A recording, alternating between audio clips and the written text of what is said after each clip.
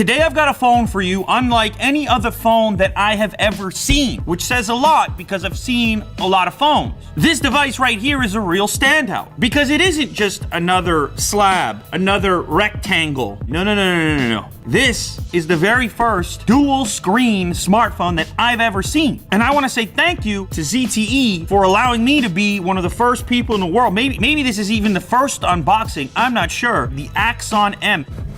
Ooh, TV mode is waiting for you. Set up TV mode and launch DirecTV on your favorite video app. 2 screens on a phone.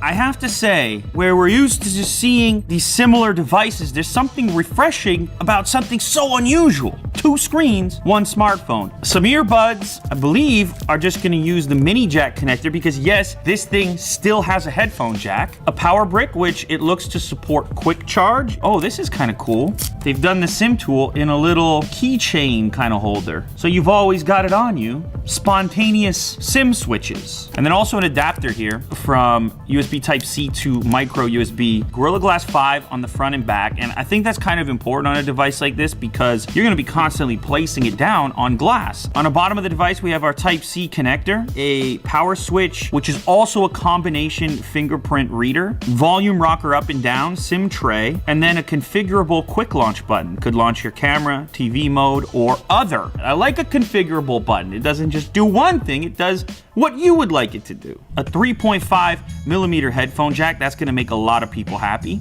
Look at that, woo! That's a 20 megapixel camera. And it's the only camera on the device, but that's okay. You essentially get this really high resolution selfie camera, which then becomes your main camera as well. And then this represents the secondary screen. The construction here is basically all metal. Here we go. Oh my goodness. Are you kidding me? The gadget fan in me is rejoicing that something this unusual can still be manufactured by a major phone maker in this day and age. That's cool. Cool hinge contraption in this cutout here to keep everything sturdy. Satisfying click when it finds the spot. Listen. Okay, so here's the setup screen. It's telling me that TV mode is waiting for you. All right, let's go ahead and add a fingerprint here on the power switch over here. My middle finger here on my right hand. There's a dedicated button for changing screen display modes. Can either mirror, work in an extended mode, a dual screen mode, or single screen with the other one turned off. Oh, wow.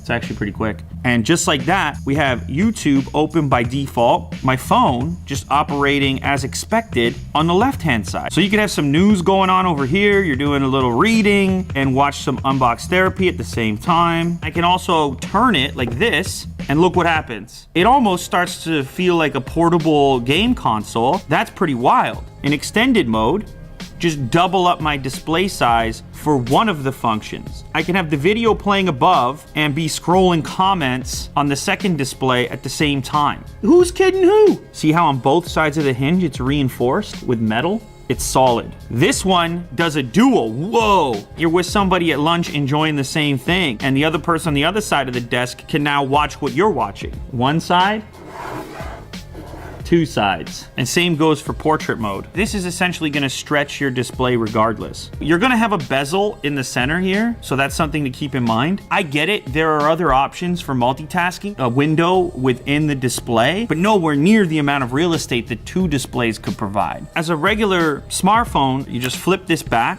hey, how's it going? What's happening? And so on, Now, I know you're gonna have questions about the camera. I did myself, and when you launch it, it actually prompts you to switch to the other screen. So, okay, so this is selfie mode here. Wow, I'm getting a 20 megapixel selfie right now.